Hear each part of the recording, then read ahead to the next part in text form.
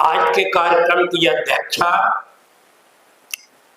राजदेवी चौधरी जी, doctor वंदना तंवर जी, श्रीमती लज्जा यादव जी,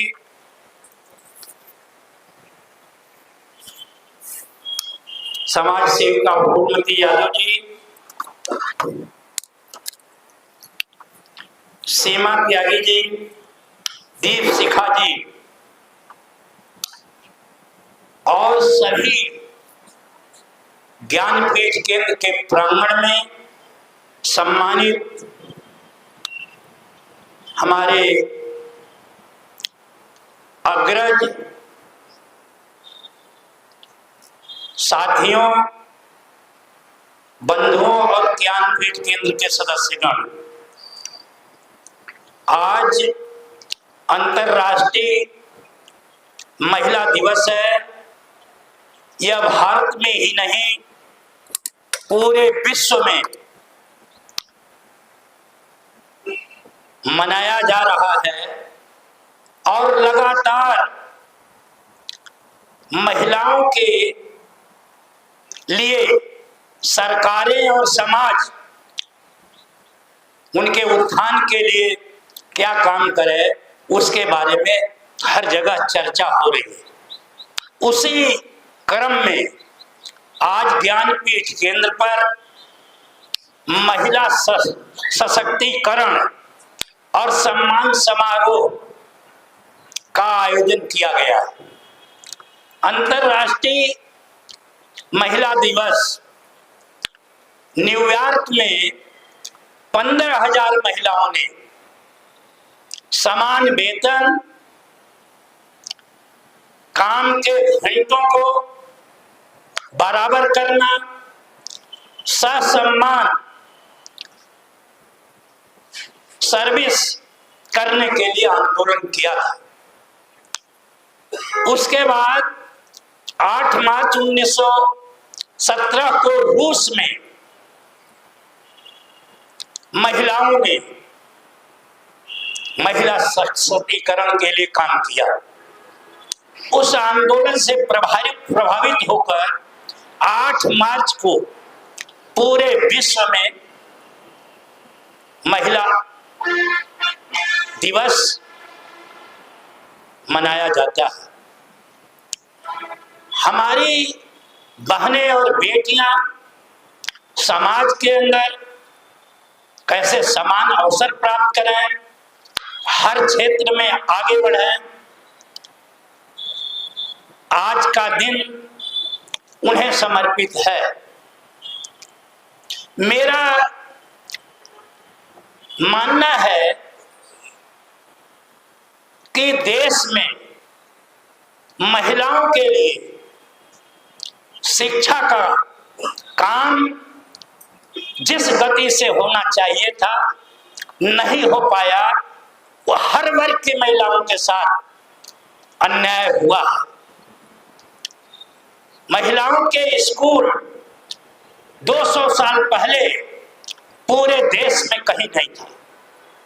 सबसे पहला विद्यालय चेन्नई में, मद्रास में खोला गया और प्रथम शिक्षिका सावित्रीबाई फुले ने, फातिमा शेख जी ने, सम्मानित महात्मा ज्योतिराव फुले के प्रयास से पुणे में खोला। तो लगातार इन्हें दूसरे दर्जे का नागरिक रखा गया। इनके साथ अन्याय, अत्याचार समाज में होता रहा। जब महिलाओं में जागरूकता आई तब उन्होंने आंदोलन किया कि हम हर क्षेत्र में भागीदारी करेंगे, क्योंकि पूरे विश्व में पितृसत्ता ये अपना जाल फैलाए हुई थी, इसलिए इनके साथ लगातार अन्याय हुआ। लेकिन मेरा मानना है और मेरा बहनों से अनुरोध भी है कि हम आज भी अज्ञानता के अंधकार में हैं, हम 21वीं सदी में हैं, लेकिन हम आज भी कथावाचक जो आपसे कम पढ़े लिखे हैं, साधु सन्यासी जो आपसे कम पढ़े लिखे हैं, मैं सबकी बात नहीं करता, उनके जाल में आप लोग उनसे प्रभावित हो जाती हैं। मैं हाथरस की घटना सुनाता हूं, जहां पर महिलाओं ने 21वीं सदी में टोना टोटका, मंत्र और कई तरह के जो पाखंड हैं, जो अंधविश्वास है, जो रूढ़िवाद है, जिससे आप मानसिक गुलामी से निकल नहीं सकती, वो काम हाथरस के अंदर या पूरे देश में जो कथावाचक हैं वो कर रहे हैं। हमें उनसे निकलना होगा। और बहनों से मेरा अनुरोध है कि आपकी जितनी ताकत है, समाज के अंदर जो अंधकार है या जो अशिक्षा है, अज्ञानता है, उसे दूर करने का काम करेंगे। और जो यहाँ झाड़ फूंक चल रहा है, जो 6वीं शताब्दी का काम चल रहा है, ओझा और देवे हैं, ये दूसरे लोग जो प्रलोभन देकर, लालच देकर आपके दुख दर्द को दूर करना चाहते हैं, वो कभी आपका दुख दर्द दूर नहीं कर सकते। वो मानसिक गुलाम बनाते हैं। हमें मानसिक गुलामी से निकलना है। जब तक हम मानसिक गुलामी से नहीं निकलेंगे, हम समानता, समता, न्याय और बंधुता समाज के अंदर ला नहीं पाएंगे, हम बराबरी में नहीं आ पाएंगे। मैं आप लोगों से यही निवेदन करना चाहता हूं कि हम आप जो है बड़ी भारी ताकत, आप आधे समाज को दिशा देती हैं, संचालित करती हैं पूरे समाज को। आपकी संख्या यहाँ पर आधी है और उसके बाद आपको सीमित अधिकार मिला हुआ। अभी तक विधानसभाओं में, लोकसभा में आपको प्रतिनिधित्व उस हिसाब से, जिस हिसाब से मिलना चाहिए, उस हिसाब से नहीं मिला है। तो हमारा सरकार से भी यह मांग है इस अवसर पर कि महिलाओं को जो आरक्षण 33% है, हर वर्ग की महिलाओं को उनकी संख्या के आधार पर, अगड़ों को, पिछड़ों को, दलितों को, अतिदलित महिलाओं को, सबको समान रूप से मिलना चाहिए। और पाखंड से जरूर आप दूर रहें, क्योंकि आपके ही द्वारा पूरे देश में जो पाखंडी ताकतें हैं वो अपना फैला रही है। और इसी के कारण इस देश में गरीबी है, भूख है, पीड़ा है, दर्द है, बेबसी है, लाचारी है, बीमारी है, क्योंकि पाखंड से अज्ञानता फैलती है। आज आप लोगों को मालूम होगा, आप लोग जागरूक नागरिक हैं, आज अमीर अमीर होता चला जा रहा, गरीब गरीब होता चला जा रहा है। ये आंकड़ा मेरा नहीं है, भारत सरकार का है कि 100 करोड़ लोग, उनकी परचेजिंग पावर डाउन हो गई है, नीचे चली गई है, वो सामान खरीद नहीं सकते। ऐसा इस देश के अंदर आर्थिक रूप से हम कमजोर हो रहे हैं। तो आज अंतर्राष्ट्रीय महिला दिवस पर मैं आप लोगों का पुनः अभिनंदन करता हूं, स्वागत करता हूं और आशा करता हूं कि आप लोग इस समाज में जो कुरीतियां हैं, जो रूढ़िवाद है, जो पाखंड है, जो अंधविश्वास है, उसे दूर करने के लिए लगातार प्रयास करेंगी, तभी हम मानसिक गुलामी से बच सकते हैं और हम समाज के अंदर गौरवपूर्ण, गौरवान्वित होकर जीवन जी सकते हैं। इन शब्दों के साथ मैं आप लोगों का अभिनंदन करता हूं, स्वागत करता हूं और जो लोग यहाँ पर आए हुए हैं सभी का मैं सम्मान करता हूं, बहुत बहुत धन्यवाद करता हूं।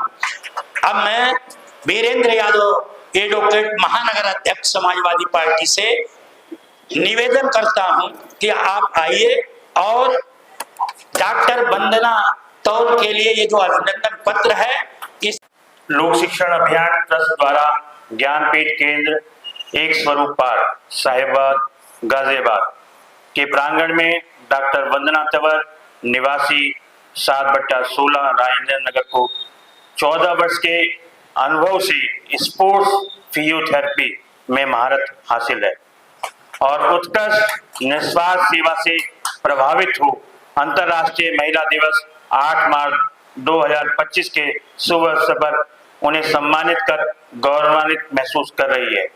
संस्था उनकी खिलाड़ियों की सेवा से प्रभावित होकर उनका अभिनंदन करती है और हृदय से आभार व्यक्त करती है कि हम सभी साथियों के संज्ञान में लाना चाहते हैं कि डॉक्टर वंदना तंवर एक प्रतिष्ठित फिजियोथेरेपिस्ट हैं। वह आर्थोपेडिक्स, न्यूरोलॉजिक्स, बाल चिकित्सक, पुनर्वास और मधुमेह पेयर की देखभाल की विशेषज्ञ हैं। वह table tennis, gymnastic, hockey, lawn tennis, taekwondo, athletics, shooting सहित विभिन्न भारतीय खेल टीमों से जुड़ी रही हैं। डॉक्टर वंदना तंवर खेल, चोटों के प्रबंधन और रोकथाम की विशेषज्ञ हैं। डॉक्टर तंवर ने CGWG में 2010, ओलंपिक 2012 और 2016 की भारतीय शूटिंग टीम को तैयारियों में शामिल रही हैं। इन्होंने ओलंपिक जैसे राजवर्धन राठौर, शूटर मानवजीत सिंह संधू, गगन नारंग के साथ काम किया है, जो भारत के ओलंपिक संघ का हिस्सा है। अभी इन्होंने महिला टीम खो खो विश्व कप 2025 को फिजियोथेरेपी की सेवाएं प्रदान की हैं। आपके दयालुतापूर्ण व्यवहार, सक्रियता, प्रभावी देखभाल ने एथलीटों के प्रदर्शन और आत्मविश्वास को बल दिया है। प्रशिक्षण सत्रों और खेल आयोजन में आपकी निस्वार्थ सेवा चोटों को रोकने, खिलाड़ियों के शीघ्र स्वास्थ्य और लाभ सुनिश्चित करने के लिए सहायक रही है। आपने खिलाड़ियों के लिए ही नहीं, आमजन के लिए भी फिजियोथेरेपी की सेवाएं देने के लिए जानी जाती है। हमेशा देश और समाज और व्यक्ति के सर्वांगीण विकास के लिए भी कार्यरत है। लोक शिक्षण अभियान ट्रस्ट पुनः आपका धन्यवाद करते हुए जनमानस और देश की प्रतिभाओं के लिए समर्पण के लिए बधाई और शुभकामनाएं प्रेषित करता है। बहुत बहुत आभार और बहुत अभिनंदन। भविदेव रामलाल यादव, सामाजिक राजनीतिक कार्यकर्ता। समस्त माँ शक्ति को मैं वंदन अभिनंदन करता हूँ। आज बहुत ही गौरवशाली दिन है। अंतर्राष्ट्रीय महिला दिवस के अवसर पर हम सब लोग यहाँ पर एकत्रित हुए हैं। महिलाओं के संघर्ष, उनके त्याग, उनके धैर्य, उनका समाज में आगे बढ़ने का हुनर, लगन, तपस्या, उसको हम लोग रेखांकित करने के लिए यहाँ पर सभी लोग एकत्रित हुए हैं। मैं सभी मंच पर आसीन सभी मातृशक्ति को का वंदन अभिनंदन करता हूँ और उनको बधाई और शुभकामनाएं देता हूँ इस अंतर्राष्ट्रीय महिला दिवस के अवसर पर। मुझे आज अभिनंदन पत्र पढ़ने का सौभाग्य प्राप्त हुआ। मैं उसके लिए आदरणीय रामलाल यादव जी का हृदय से धन्यवाद देता हूँ।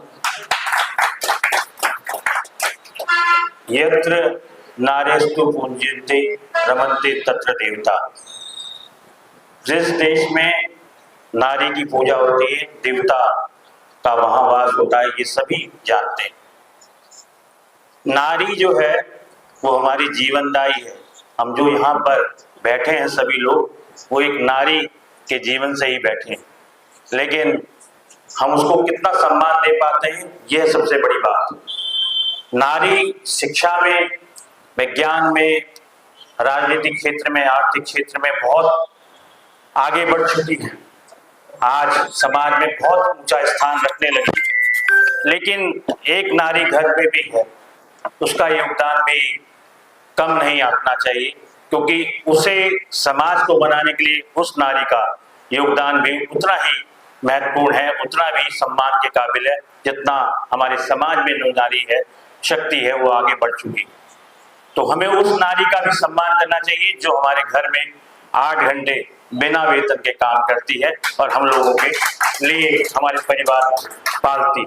क्योंकि अगर वो नहीं रहेगी तो ये समाज जो हमारा यहाँ पर बैठा हुआ है और ये जो नारी शक्ति है, वो भी किसी अपनी माँ के वजह से यहाँ पर स्वाभिमान के साथ, यहाँ पर सम्मान के साथ विराजमान है। मैं उस नारी शक्ति का भी सम्मान करता हूँ जो हमारे घर में, क्योंकि एक नारी, एक परिवार कहते हैं कि एक नारी शिक्षित हो गई तो 2 परिवारों का पूरा करती है, शिक्षा का उनका स्तर पूरा करती है। तो मैं उस नारी का सम्मान करता हूँ और वंदन करता हूँ। आज मैं अपनी खुशी का जो मेरा आनंद है उसका मैं बयान नहीं कर पा रही हूँ, और आप सभी का मैं दिल से शुक्रिया करती हूँ कि आप महिला को वो स्तर दे रहे हैं जो महिलाएं बड़े ही दिनों से और बड़े ही वर्षों से स्ट्रगल करती आई हैं, चाहे वो घर पर रहकर करें या अपने बिजनेस में करें या अपनी जो वो जॉब्स करती हैं, जिस तरीके से वो अपनी स्ट्रगलिंग लाइफ जीती हैं, उसका बयान करना इतना आसान नहीं है। और किसी भी स्तर पे पहुंचने के लिए महिला हम अकेले नहीं है, हमें आप सभी का सहयोग, आप सभी का प्रेम और हमारे परिवार जो जन है उन सभी का सहयोग ही इस मुकाम पर लेकर आता है। मैं आज जो भी हूँ अपने माँ के कारण हूँ। उन्होंने मुझे हमेशा जो मेरी परवरिश करी है, एक बहुत ही बोल्ड जिसे कहते हैं, जैसे लड़कों को पाला जाता है उस तरीके से उन्होंने मुझे पाला है।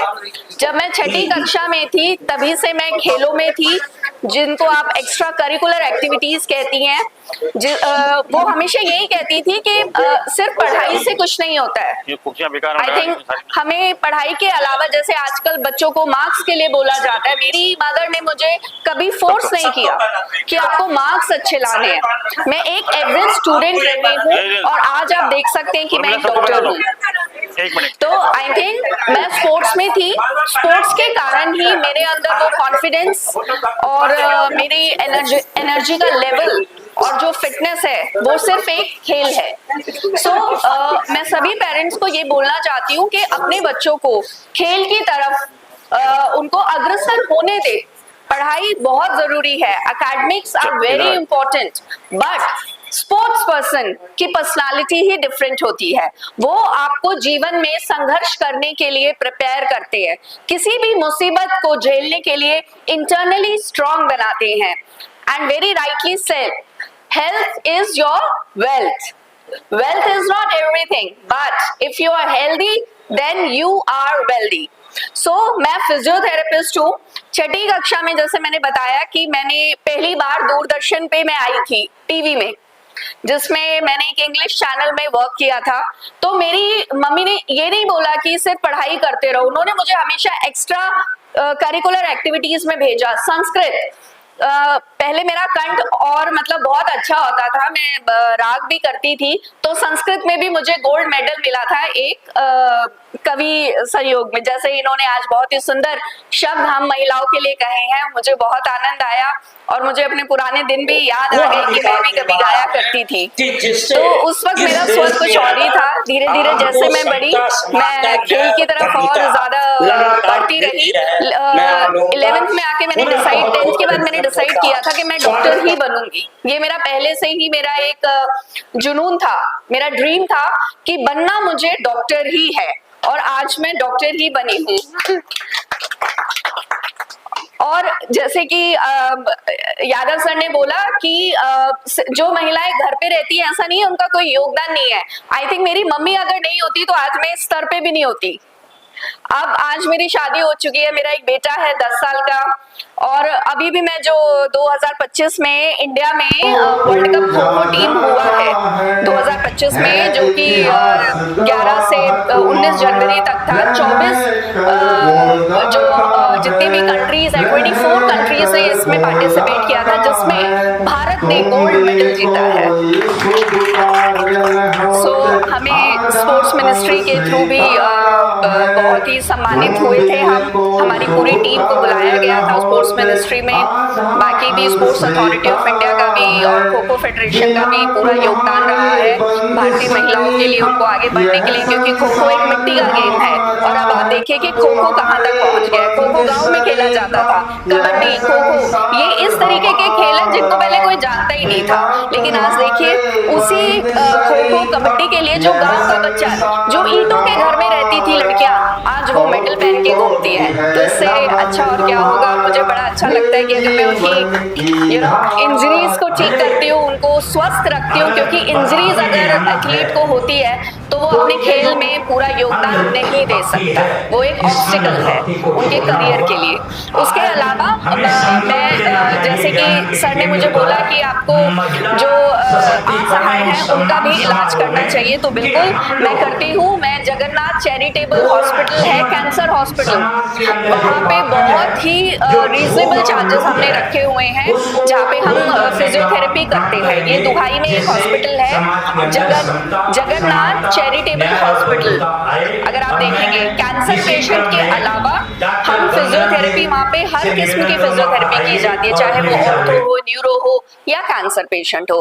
प्लस जो मेरा स्थान है जहाँ पर मैं रहती हूँ वो है 7/16 सेक्टर 2। यहाँ पर भी मैं, जो भी मेरे पास आते हैं और जिनको जरूरत है फिजियोथेरेपी की, मैं उनको निःशुल्क कंसल्टेशन देती हूँ। उसके मैं कोई चार्जेस नहीं लेती। इवन फोन पर भी आप मेरे से अगर कंसल्टेशन करेंगे तो आप कर सकते हैं, किसी को कोई मैंने रोका नहीं है। Anybody can call me. Google पे डॉक्टर वंदना तंवर आप डालेंगे, मेरे कॉन्टैक्ट्स नंबर, मेरी वेबसाइट, आप सब कुछ देख सकते हैं। एक बार मैं फिर आप सभी का दिल से बहुत ही शुक्रिया करना चाहूंगी।